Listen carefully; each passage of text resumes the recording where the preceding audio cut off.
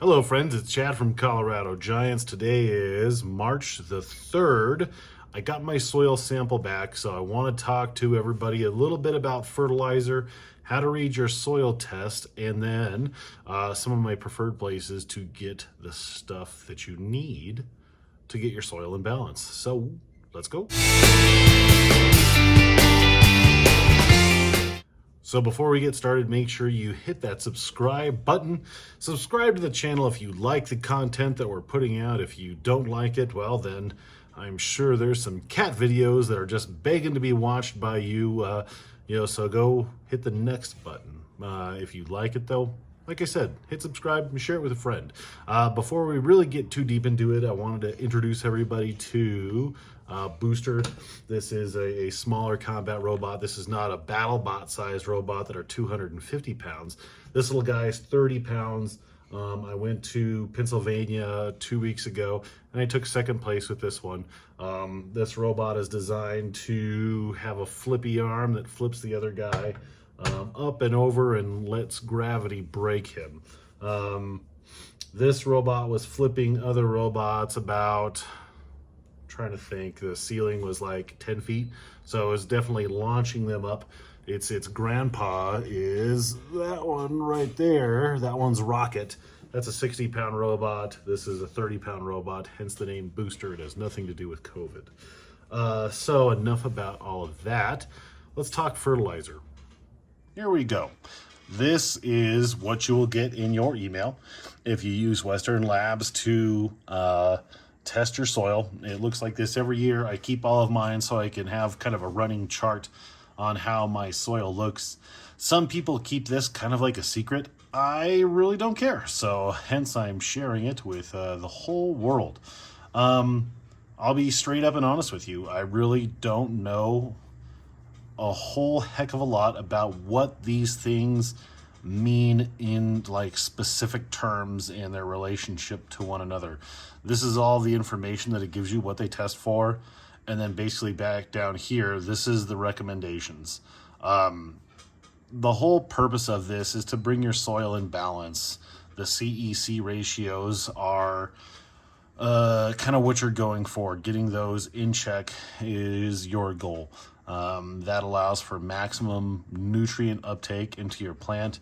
And this is really getting on the cutting edge of, going full butt with your pumpkin plant, is analyzing your soil and really trying to drill down and get it to be where it's within the parameters.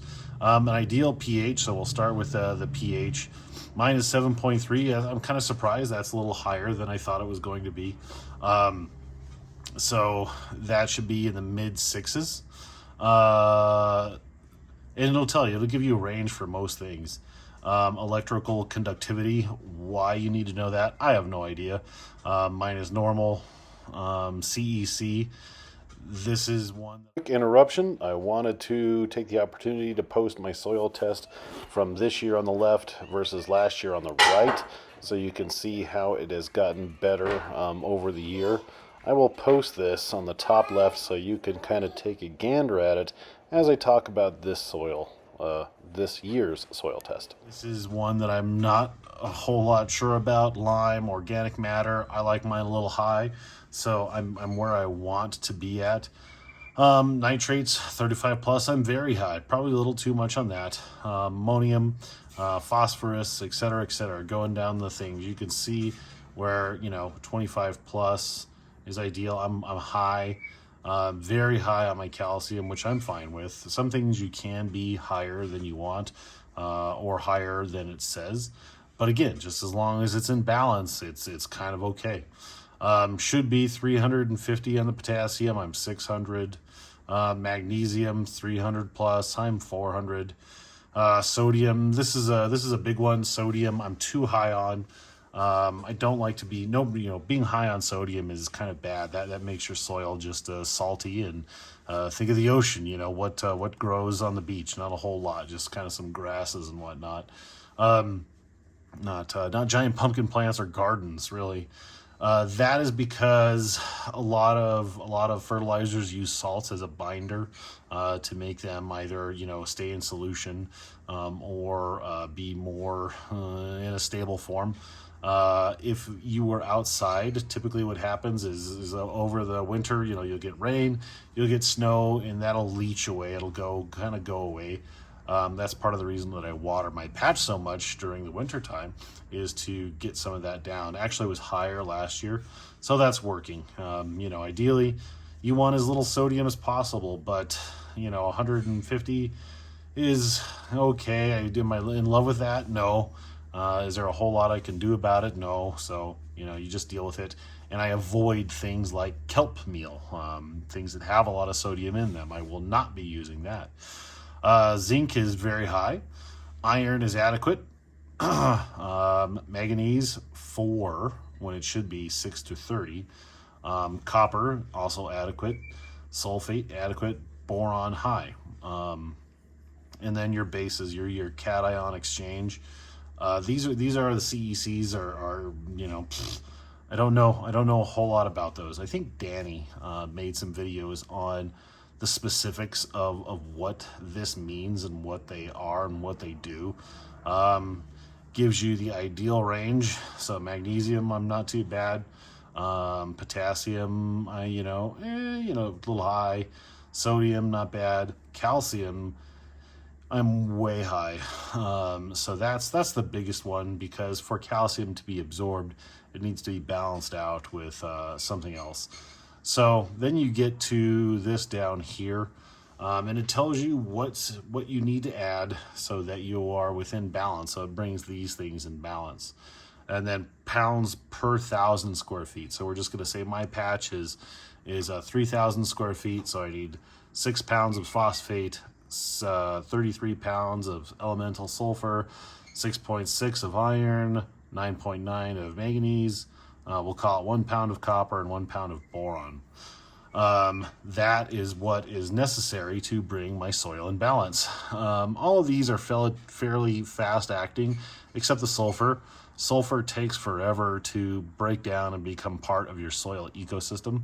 So you can always add a little bit more sulfur. That's also why I typically add peat moss, is to, one, bring up my organic matter, but then also, since that's acidic, it brings my pH down. Because I'm happy with where my organic matter is, I'm not going to add add peat moss to adjust my pH this year. I'm just going to do it with the sulfur. So then I made a list of what I need: 33 pounds of sulfur, manganese, copper. And then where I get those, my favorite website for it is Alpha Chemicals. Everything is fairly affordable right here. It's nothing that's gonna blow your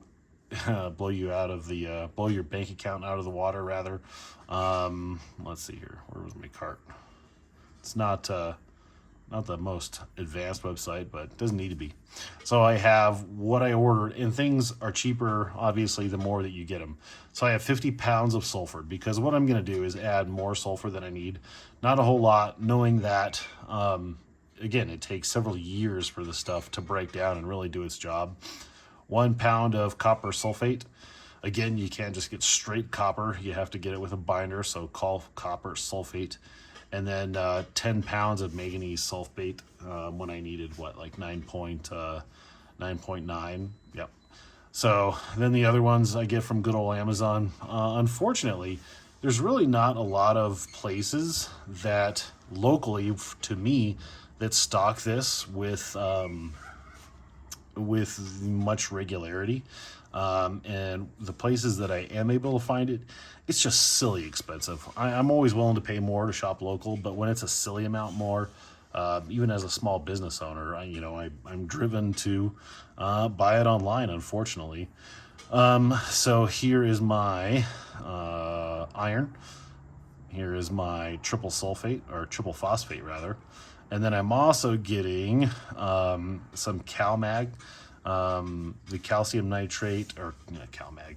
Calcium nitrate is just a 1500, and it's a form of nitrogen that is immediately available to the plant. I use this a lot in the beginning of the year, And I kind of trickle feed it throughout the course of the year. This is one of my favorite fertilizers because it's really just like a shot in the arm to young plants. If you see your leaves being a little not green, water some of that in, and that'll give you a really big boost. So all this stuff from Amazon is $100, and Alpha Chemicals, probably with shipping, it'll be about $100. So for me to get my soil where I want it for the year, to get everything in balance, it'll cost me about $200, which then will hopefully enable me to grow a 2,000-pound pumpkin for the low cost of $200. So that is it. Again, I'm not a good guy to ask a lot of questions about specifics on what is it and what does it mean. I usually will send an email with this. I'll attach it to like Ron Wallace or Don Barron, ask them if they have any other advice for me after looking at that, because they've been doing it forever. They're super nice guys, and they're always happy to help when they have time to do so, and they understand it. Like I can read it, but reading and understanding are two very different things. I know what it means, but again, I am not good at understanding it, comprehending it, and understanding the relationships. If you change this is what happens, sort of stuff. So I follow the directions and I do what my experienced friends tell me to do. Hopefully you found that helpful. I highly recommend getting your soil tested, because when you have a soil test, you know what you're working with. If you're trying to just grow a few 100-pound pumpkin, that's not a big deal. You can probably just throw it in your backyard dirt and you would get that accomplished. If you really want to try and win and be a champion, then I would say get your soil tested. It's worth $40. That's it. Hopefully you enjoyed it. If you have questions, comment below, subscribe to the channel once again, and get out there, grow a pumpkin. We'll see you next time. Dirty hands.